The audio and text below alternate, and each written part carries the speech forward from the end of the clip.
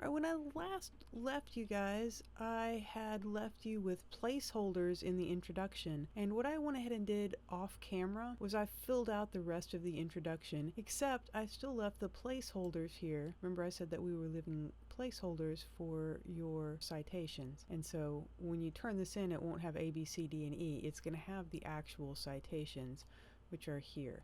The other thing I did is I've fleshed out some of that so that we can finish all of this up. Alright, so in your next section that you need to do is your results. And so remember we have our blah blah placeholder here. And I'm just going to come over here with an Excel spreadsheet that I've already typed the data into. If you remember, in the experiment there was a distilled water for control, a Tums treatment, and an Alka-Seltzer treatment. And because I'm using the data from all three classes, we have a total of 17 groups here. And right here I've got an average. And if you're wondering how to average something, you just come over here, see where I am, and there's the auto sum, and you can hit average, and you can adjust the selected area and get your average that way. But since I've already done that, there's no need. I'm just gonna back out of this, get back to where I was. There we go. Alright, so to make a chart, it's honestly, you just select this area and you come up here and you hit insert, and then you start looking at all the different charts you could make. In this case, I think a bar chart's going to be nice, and maybe one where everything's laid out one in front of the other right here. Okay? And boom, there's your chart. And the thing is, you're not quite done. I'm going to make this a little bit bigger so we can see what we're doing. Alright? You can fix this chart up. Like up here, you can look, you've got all these different options here for making the chart look different. I mean, how neat is that? And look at that. That's pretty nice looking. And we don't really need this box here, so we can delete that because we have our key down here. You're going to want to change your chart title to something descriptive, and in this case that's just going to be simply a matter of saying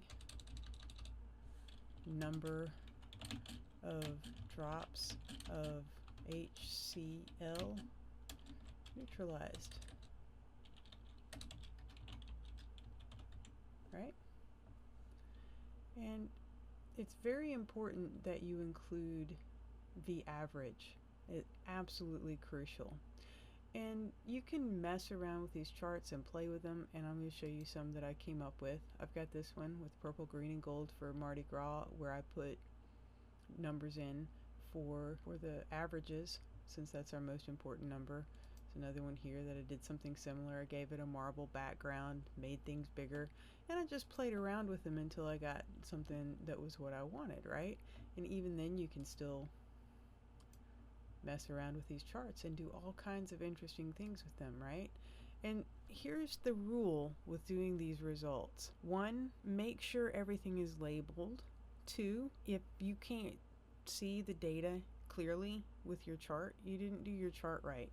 So you can see here clearly that this purple treatment, Alka-Seltzer, obviously neutralized the most acid because in every single group it is the highest bar. Okay, yes, this bar is not as high as this green one over here, but within each group, within each one of the groups that did this, the Alka-Seltzer neutralized more acid. And so that's a very obvious thing when you look at this chart. And the other thing to remember with these is that you have a back button and you can mess with this stuff, right? Like I can right click on this and there's all kinds of little, like I could say format data series, and that's how you get the little shapes and stuff around these things, and change the colors. You come over here, you can format the label shapes and change them, and there's all kinds of stuff you can do, and you don't have to be afraid of breaking it, because if you come over here, no matter what you do, if you hit this back button, let me just mess this up real quick. Let me just mess this up. Let's say I go over here and I right click on this and I say change data label shapes, and I change it to this, right? Which doesn't make any sense at all, does it? Alright, so I'm looking at this like crap. I messed it up. Well, not really, because I can hit the back key. Alright, so just play with these until you have something that looks good and professional. And so once you have your chart, all you have to do is just copy your chart. Let's see. I'm going to hit copy. I'm going to minimize this. I'm going to come over here and I'm going to hit paste. There it is, right there. Boom. Chart in thing. Done. Crazy, right? That was so easy. This is not the hardest part of this, okay?